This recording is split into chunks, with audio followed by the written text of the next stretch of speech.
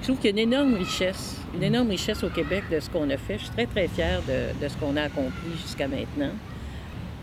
Mais en même temps, il ne faut pas reposer sur ses lauriers. Puis je trouve ça intéressant, cette analyse-là, parce qu'elle est critique par rapport à ce qui s'est fait. C'est quoi le next step? C'est ça qu'ils disent, eux. C'est quoi la prochaine étape? Ceci étant, tu sais, comme on a fait tout ça au Québec, là, d'abord, est-ce qu'on capte bien tout ce qu'on a fait, premièrement? Puis où est-ce qu'on s'en va après, tu sais? Et moi, là, je pense que l'heure est venue, effectivement, de discuter du changement, si tu veux, comment il s'opère à différents niveaux, de bien capter ce qui s'est fait au Québec depuis 20 ans, de faire, encore une fois, ce genre d'analyse-là plus en profondeur. Tu sais, qu'est-ce qu'on retire de tout le travail qu'on a fait sur les tables de quartier, etc.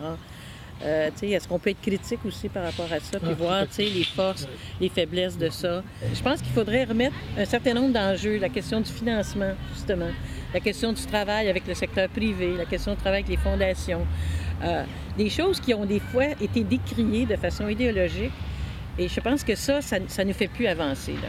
Il faudrait avoir la maturité de regarder, à travers toute la richesse qu'on a, quels sont les nouveaux paramètres, dans le fond, de l'action de changement social à partir de maintenant? Actuellement, c'est d'avoir la capacité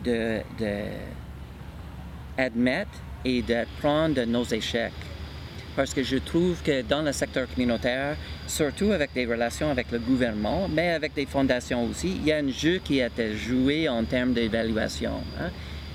Le bailleur de fonds veut des belles histoires, et le bénéficiaire veut raconter des belles histoires parce que ça peut continuer la relation. Mais si on parle d'innovation, une des caractéristiques de l'innovation, c'est des échecs.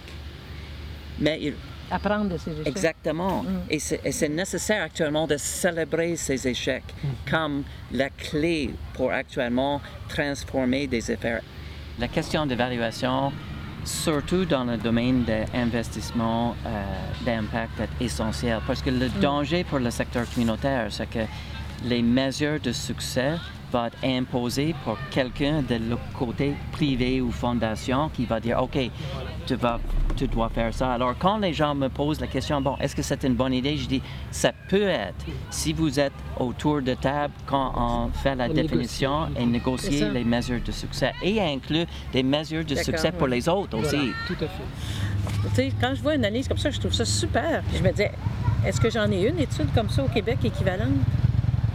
Que je pourrais lire pour le Québec? Non. Comment ça se fait que j'en ai pas, qu'on n'en a pas, alors qu'il y a 1000 fois plus de réseaux communautaires, puis d'organisations? Faut quand même se questionner là-dessus.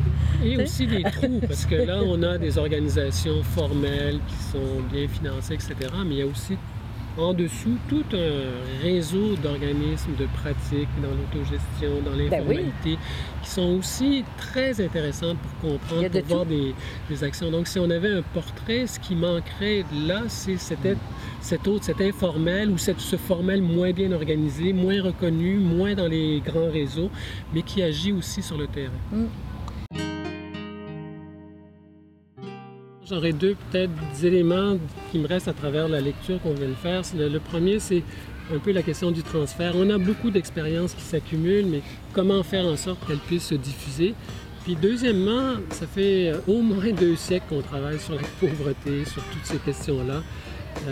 Quand est-ce qu'on va réellement pouvoir avoir une transformation qui aille dans la bonne direction? Parce qu'on a beaucoup de changements, on a beaucoup d'innovations, mais là, la pauvreté se recompose, les inégalités s'accroissent, l'environnement se détruit de plus en plus. Alors, il faudrait peut-être qu'on puisse avoir des transformations plus radicales, plus porteuses en termes de changement social.